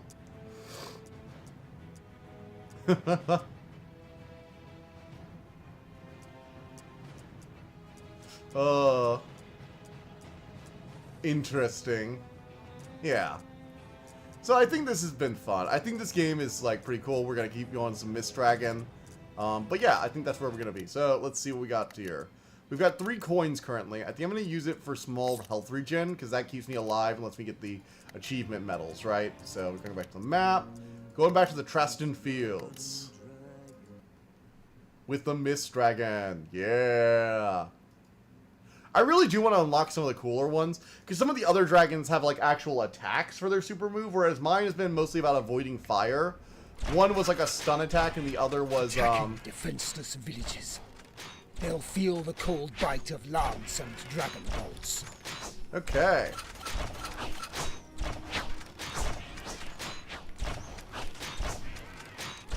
It's really hard to make them out in the night sky too. They actually give the dragons like the ability to like camouflage themselves, which is kind of cool. So like black and dark skinned dragons are actually like legitimately harder to fight in the night. Whereas red dragons, They are freaking glowing, and I will shoot you out of the goddamn sky. Ballistae targeting us. They've taken the walls, Kuruk. Prepare for battle. God, that reloading sound is gonna drive me mad. Like, again, I'm having fun, but good God, that reload sound.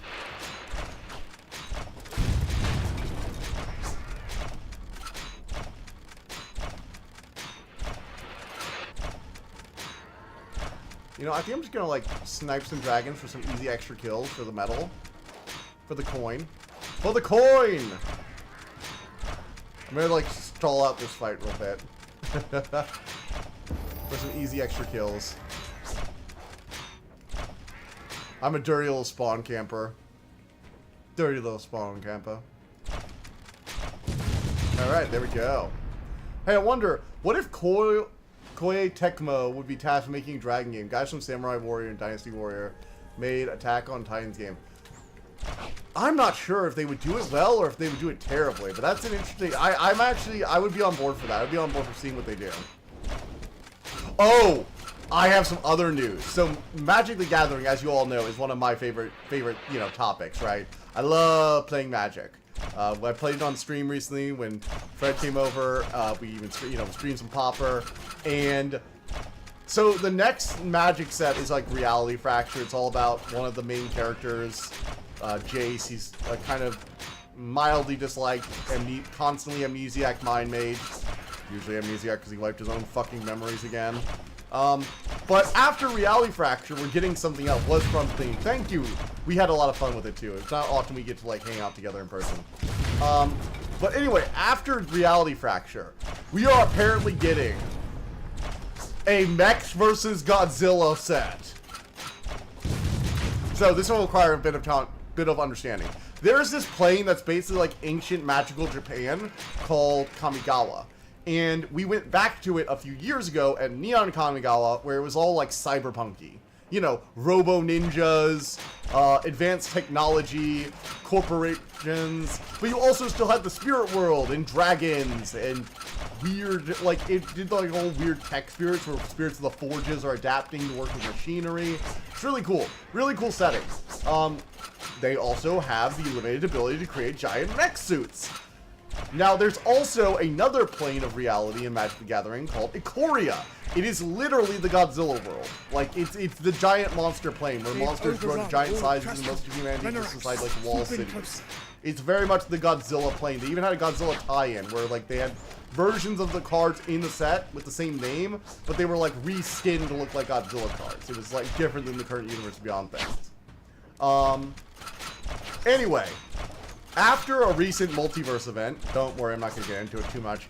Basically, there are now these pathways that lead between worlds. And one of the first conflicts that those are going to cause, it looks like, is that monsters from Ikoria are washing up on the shores of Kamigawa, fucking Pacific Rim style. And Kamigawa is developing bigger and bigger mech suits to fight them. Combined with, like, magic and mages and shit. It's so... The leak for it... Like, the official, like, announcement trailer for it looks so cool. We don't. Those aren't canon. By the game's own definition, those aren't canon. Hatsune Miku is not canon. We swear. Hatsune Miku and Spider-Man and Fortnite Bus are not canon.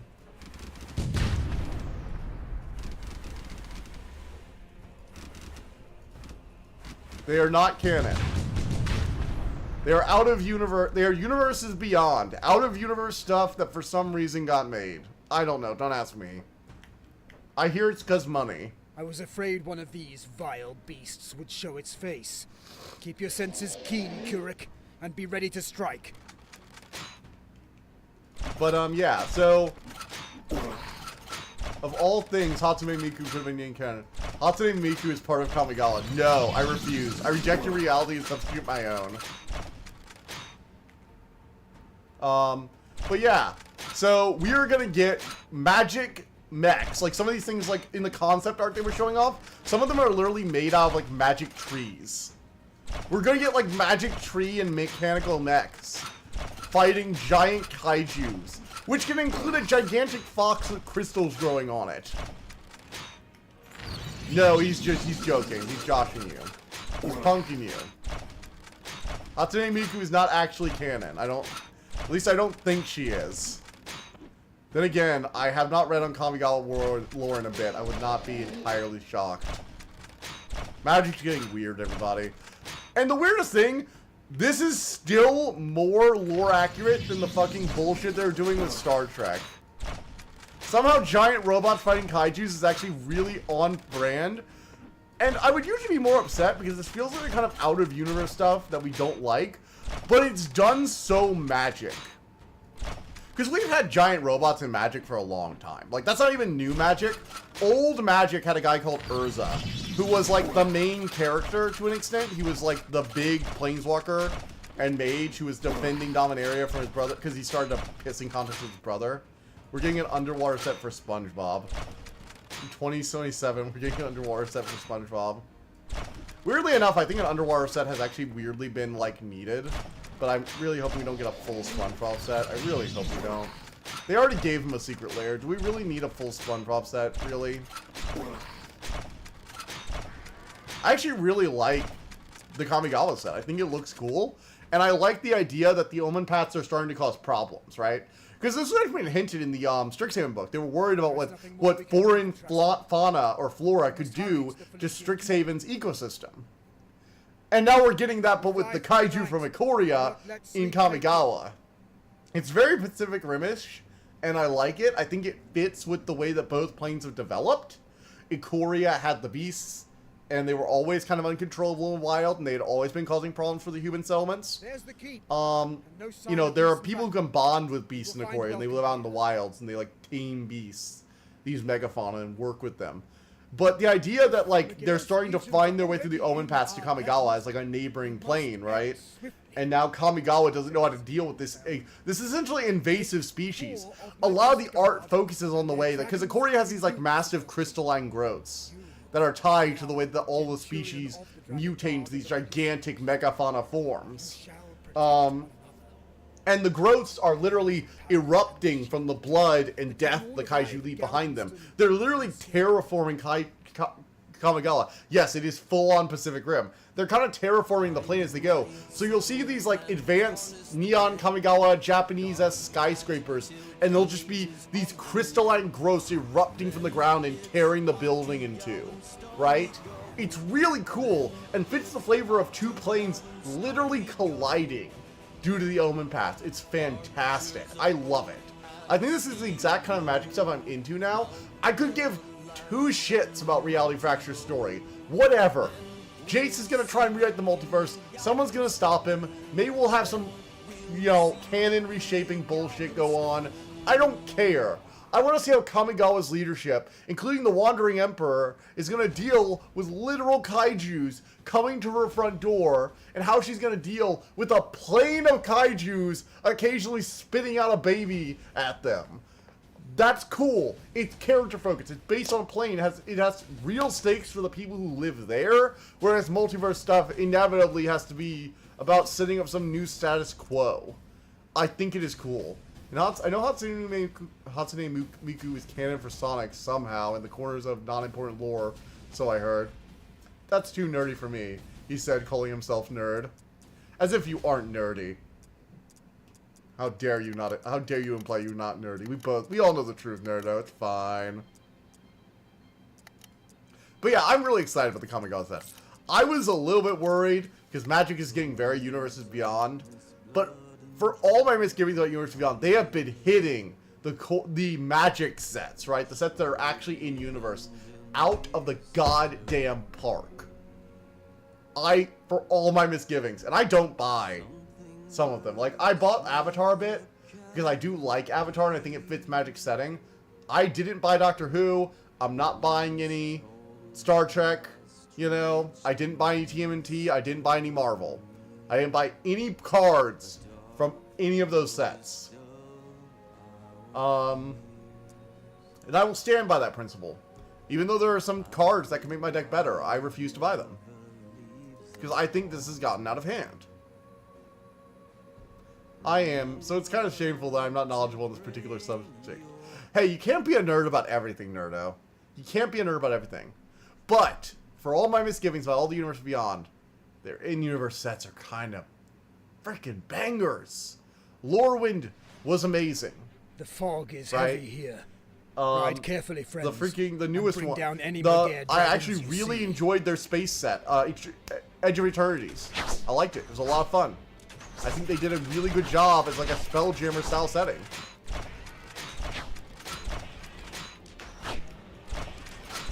Oof.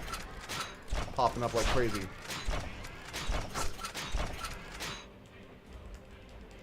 Come on, we gotta keep our ears open. I don't know nerd about Sonic somewhat. I don't know Archie stuff that well. Archie Sonic is like deep lore. I'm not even sure that's like nerd lore. I feel like that's just like Sonic super fan lore.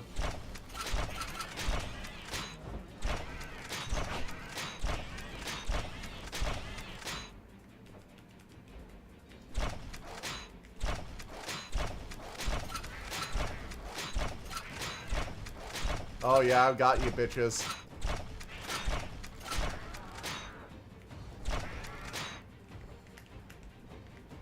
Got you in my sights.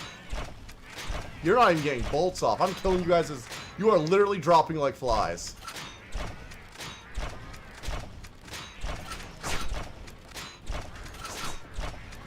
Oh, no you don't. Damn, missed one.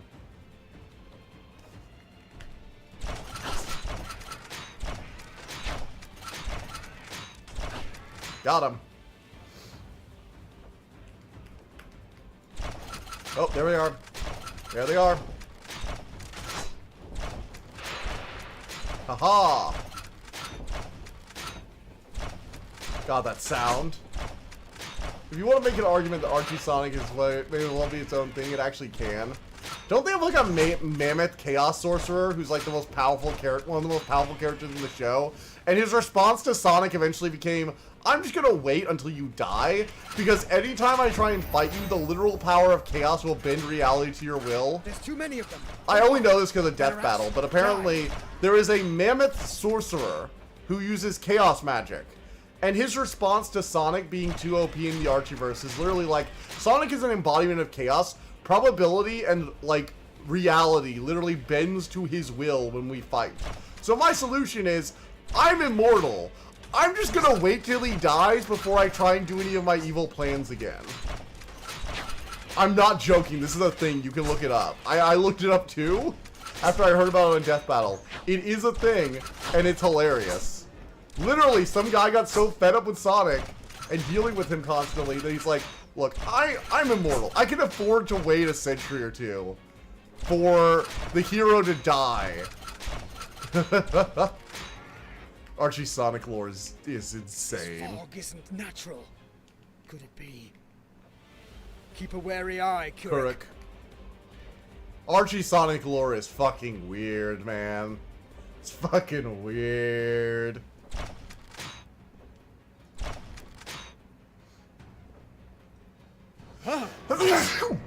Excuse me. Magare beast, you have slain my companions. I was taking a sip of tea. Suffer me. Kuruk, don't let it out of Our your radar sight. is gone. I hate this fight. We're fighting on a Mist Dragon too. I've got a Mist Dragon as well, buddy. But yeah, the Archie Sonic lore might as well be its own thing. It's so far gone from even Sonic's normal level of insanity, right? Like, don't get me wrong, normal Sonic is already fucking crazy.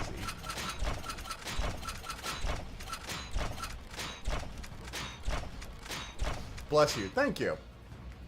Normal Sonic is already freaking insane. I mean, we have a giant immortal lizard powering a space station by the time we get to Battle Adventures 2. Right? There's like an immortal, all-powerful, ultimate life form giant lizard hooked up into a satellite cannon that's going to blow up the planet. We crossed reasonable, like, and like rational a long time before we even arrived at that point. I'm not sure exactly where, but it was somewhere between the initial thing of putting animals in robots, which was already like video game weird, right? and I think the part where they could turn like Super Saiyan, which we went like completely off the rockers, right? Super Saiyan from the power of bling. Super Saiyan via the power of bling. It's not even like he's actually Super Saiyan. He's just Super Saiyan because he got enough emeralds, right?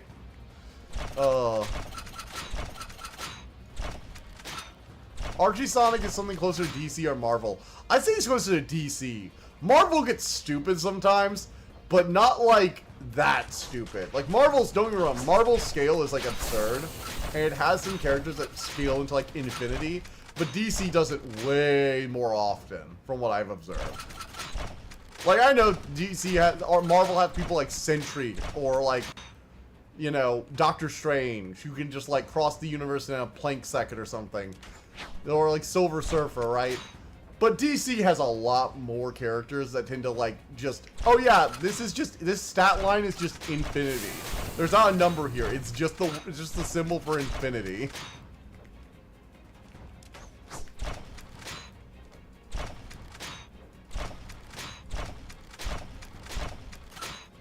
Sonic defies even that classification when it comes to speed. Scale aside, I know how weird and wacky those comics can be. Yeah. They can get weird. Honestly, sometimes I think comics might be weirder than anime. And manga. Like, culturally, manga can be a bit weirder, but I think anime is honestly weirdly more grounded than comic books. That's a weird thing to say, I feel like, but I think it's true. Let us honor the fallen. Human and dragon.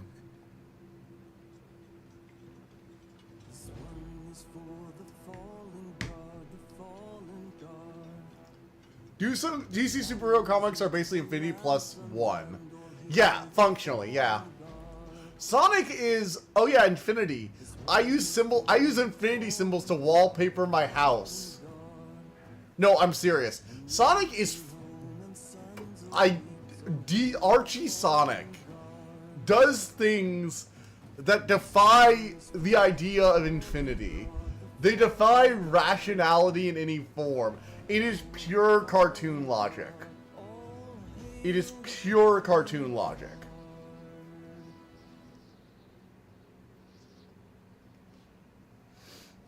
Again, love the artwork. I need to learn to draw dragons half this good. I really need to work on my musculature. Like, I feel like I've gotten, like, basic forms of it down now. I need to really start working on shading and musculature. Really looking at, like, what the underneath the skin of the dragon looks like, so I can understand how the muscle moves, why it's moving that way, and then shade it correctly with the lighting. So, like, have the, like, right actual depth to the shape. Because I can crank out a good dragon outline pretty quickly nowadays. But I really need to work at that, like, skin tone and scales and the shading. Like, the way this face, right? The way this, like, part of his face curves upwards. That's pure shading right there, baby. That's pure shading. Yeah. I mean, one of the books, that book, right, that I did, like, a Kickstarter for, which I'm really excited to eventually get a hold of, has, like, a whole thing on what is essentially just dragon musculature that I'm really excited to get a hold of. So we're going to see that soon.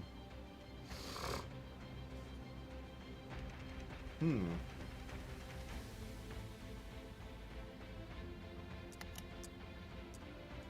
going to increase Dragonic Renewal. Go to Galvanstone. But yeah, I'm very interested in improving my art and getting better at that kind of stuff. And it's been fun. I think I'm making a lot of progress. There's a lot to do, a lot to see, and there's just a lot to learn. Today is a wonderful day for learning. In the distance, war is already at our doorstep. Soar onward. What a wonderful day for learning. I hope they got in this book ideas borrowed from Chicken Bones and Cats and Petros. So you want crazy OP, it's in we anime. must hold them back. They had the concept end of all things. Oh, I heard about that. I heard about that nonsense, yeah. Engage in human form. Or Gurren Toppen, Gurren Lagann. Or Tingen topping Gurren Lagann. When like literally his girlfriend was being erased atom by atom from existence, it just willed herself to not die.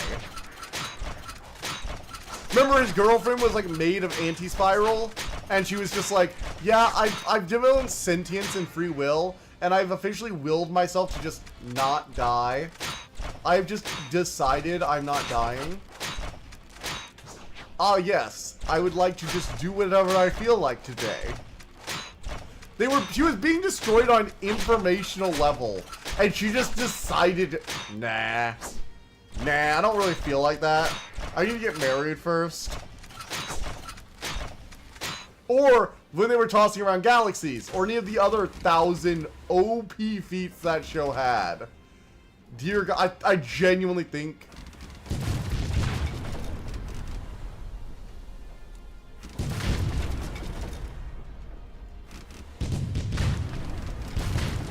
Oh, and I hope there's more than ideas. Bears or chickens or pterodactyls or cats. Cats are one of the better creature version for be real, for not for reasons you expect. I mean, a lot of people do make dragons very cat-like. Like, Toothless was apparently heavily based on a cat. Although it was also based on, like, orcas and whales, from what I've heard. They used a bit of aquatic life to base some of his design on. There was, oh god, there was a good video on, like, a behind-the-scenes video where they talk about designing Toothless. I've watched, like, all the special feature Crouching Dragon, like, a dozen times. No shame on that. It's amazing. Oh. Hey, got Steam Trunk unlocked for Miss Dragon. Yeah.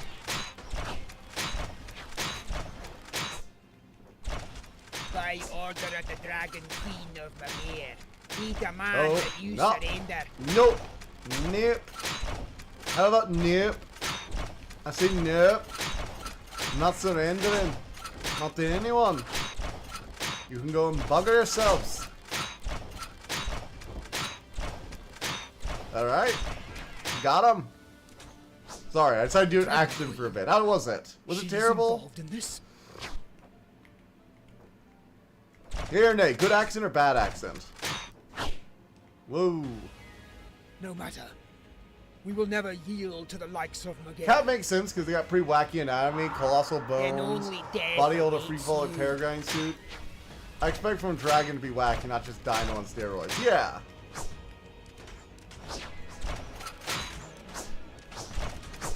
Giant black dragon over there. Like, holy shit, man, this thing is giant. Not as big as the Queen's, but still. Do one better. Yogiri, aka the pronunciation, pathly and accidentally killed an entire individual being to devour entire realities. That is insane. How about how I forget what his name is, the protagonist of Gurren Lagann, right? Simone the Digger is also OP. Because the anti-spiral attempted to trap him in 1,000 different infinite spiral. Basically, he tried to trap Simone in an infinite amount of potential alternate reality timelines. And Simone processed all of that and just said, nah, I'm good. He broke out of infinite timelines, designed specifically to entrap him in a never-ending spiral of despair or complacency. And he just said, no, I have willpower. I shrug it off. Also, again, his girlfriend was being erased on an informational level. And by a being who was casually able to throw around entire universes. And she said, nah. Fuck that noise. I'm sorry, I don't understand how he's gonna kill her more than killing the information that made up her atoms. And she wasn't even as powerful as Simone. Simone's like next level spiral. And the spiral always grows. It grows and grows and grows to consume all. If you actually look into what's happening in that final fight, holy shit. It is not throwing galaxies. It's throwing universes.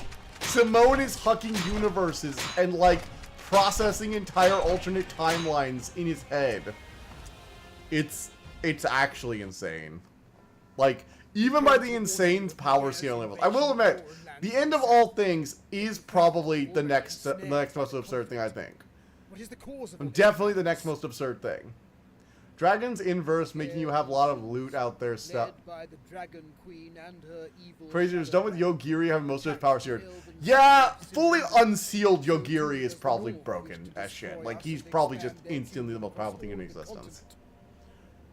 Horns from crystallized fire acquired near death. Overdrive, very bug-like legs. Also, they don't blink, their eyes become void on split second Sonic EX Neo style.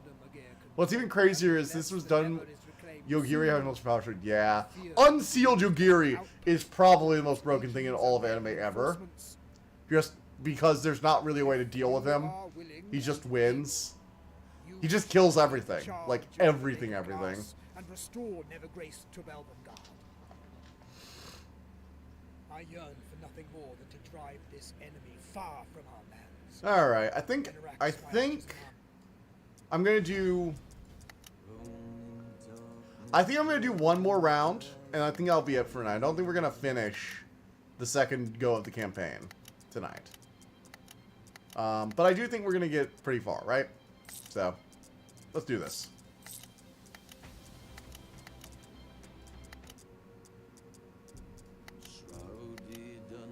Let's do it. Oh, I still have Dragon Coins to spend. Reaper's Pulse fully upgraded then. Play. Alright. I don't know. Bug legs have never been... I've never been a fan of dragons with bug legs. I'm gonna be honest. I'm not a huge fan of, like, insectoid dragons. Well, okay, qualifier. I love dragons with butterfly wings. The whole fairy dragon vibe with butterfly wings is very much something I enjoy. I do like that. I won't deny it. That's always been one of my, like, favorite dragon subtypes, right? Is, like, the fairy dragon with, like, a bunch of cool wings.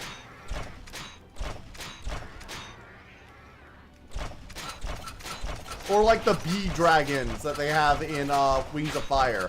I haven't finished the books, right? But I've seen the fan art of the bee dragons that have like the wings, the bee wings.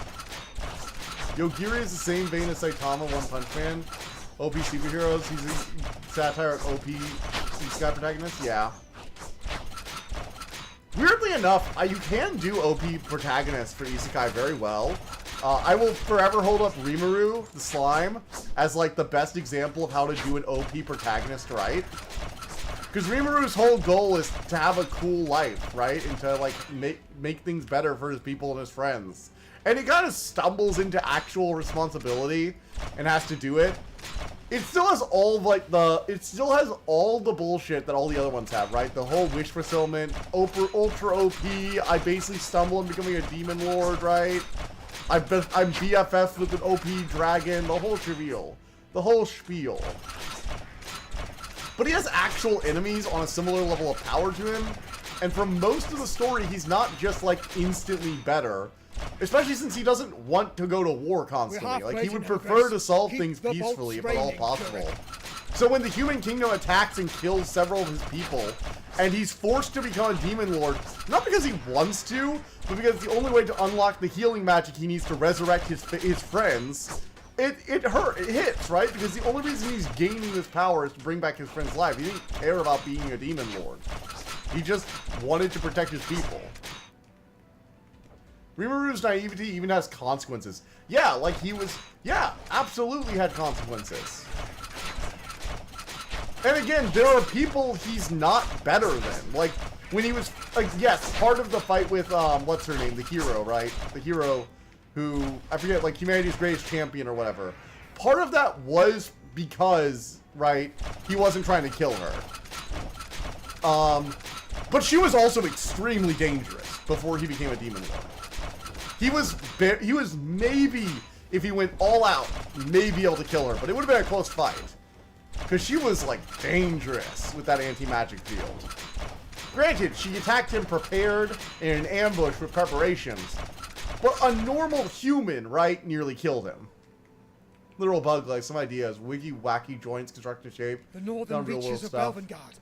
Doppelganger ponies, actually, this kind of thing. Okay.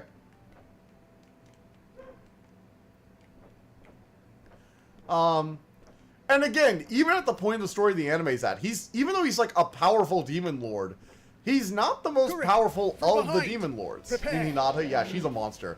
Oh yeah, 100%.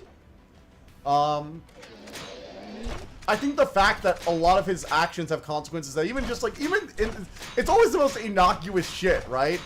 Like, he builds some roads and he's selling like modern world goods and suddenly he's become a major threat to the trade. Like, oh, the reason the human kingdom launched a war against you was because they A, thought the church would be okay with it, and B, now that you built these nice roads, the traders, right, are gonna come through your place instead of our place. And we don't like that. I also like the way the world is written. I will still remember the Dwarven Smith, right, when they go to the city of the Dwarf King, and he's like this buff human guy who leads this like very majority, like a human dwarf combo settlement, the Mountain King, and they have the whole court case right after they get into a scuffle with the advisor who's like a jackass. And the king is like, very well, I have no choice since this court has found you guilty. You will exile, but you will be my emissary. You know, secretly he's like, you're my old friend.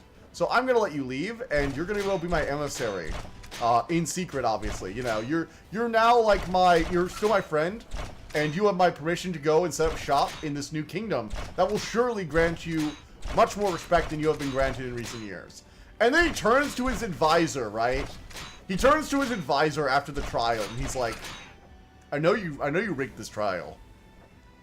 And the advisor's all like, whoa, wait, sire? It's like, I know you rigged this trial. I know you've been giving my dwarven friend, our best smith, some immensely unreasonable demands. I know you were the instigator in that confrontation, even though you rigged the judge. I allowed you to do this. And here's the problem. So, that slime produced some of the most pure healing potions I have ever seen. I don't know how it did it, but they were willing to trade with us. You cost us an excellent trade route with some incredibly powerful people. And only reason I let you do this is because I was hoping that you would be the good person I think you actually are deep down, that I saw years ago, and you would come clean and tell the truth. But this trial has snuffed out the last of my belief in you as a friend. And my trust in you is now destroyed. I did not exile him as a punishment. I sent him to a place where he's going to have plenty of business. You are no longer my royal advisor. I do not wish to see you again. Just like, utterly wreck this man who is playing the whole corrupt vizier to the king who has his complete utter trust, you know? And then the king just turns around and is like, bitch, did you think I didn't know you were doing this? This was a test. I thought you might be the person I once saw long ago.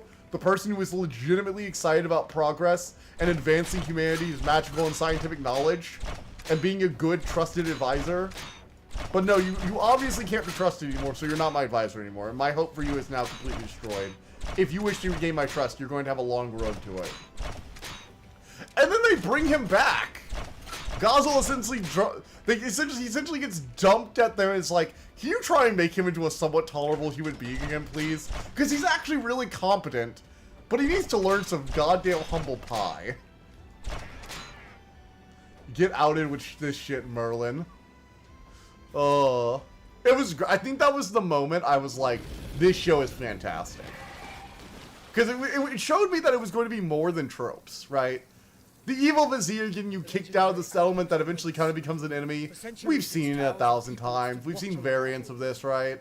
We've seen the corrupt king and the, oh, we get a blacksmith friend by overcoming it, or, you know, we've seen a lot of shit like this before. Rimuru always found ways to make it interesting. That time I got reincarnated in slime, always had fun. I've actually got the light novel, not the light novels, the mangas. I don't have the light novel version, I have the manga version, because I like the pictures. I also just like Rimuru as a character. I think he's a very chill guy. He's a chill dude, you know? He's a chill slime. Anyway, I think this is a good place to stop. I don't really want to do that really grindy fight again, where I have to, like, do the Dragon Queen for, like, what was it, like 10 minutes straight of that fight? I think it was like 5 or 10 minutes of just shooting at the Dragon Queen because her health bar is so large. Yeah. But hey, look at the steampunk skin that we unlocked without paying any money.